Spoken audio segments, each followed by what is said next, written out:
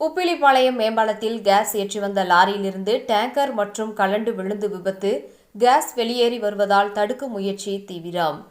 கேரளா மாநிலம் கொச்சின் பகுதியிலிருந்து LPG gas ஏற்றி வந்த பாரத் டேங்கர் லாரி உப்பிலிப்பாளையம் மேம்பாலத்தின் மீது ஏறி காந்திபுரம் நோக்கி திரும்பும்போது லாரியில் இருந்த கேஸ் நிரம்பியுள்ள டேங்கர் மற்றும் கலண்டு விழுந்துள்ளது. அதில் சேதம் ஏற்பட்டு கேஸ் வெளியேறியுள்ளது. உடனடியாக லாரியில் இருந்தவர்கள் தீயணைப்புத் துறையினருக்கு தகவல் அளித்தனர். சம்பவ இடத்திற்கு விரைந்து வந்து தண்ணீரை பீச்சடித்து வாயு வெளியேற்றத்தை கட்டுக்குள் கொண்டு வந்து கொண்டிருக்கின்றனர்.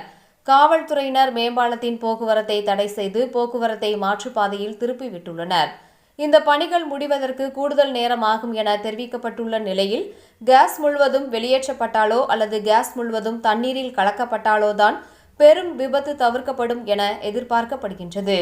மேலும் சம்பவ இடத்திற்கு காவல்துறை உயர் அதிகாரிகள், கேஸ் நிறுவன பொறியாளர்கள் என பலரும் வந்து ஆய்வு மேற்கொண்டு வருகின்றார்கள்.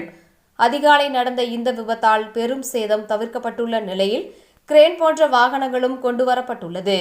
இந்நிலையில் விபத்து நடந்த இடத்திலிருந்து 500 மீட்டர் அருகாமையில் உள்ள அனைத்து பள்ளிகளுக்கும் இன்று விடுமுறை என கோவை மாவட்ட ஆட்சித்தலைவர் கிராந்திகுமார் பாடி அறிவித்துள்ளார்.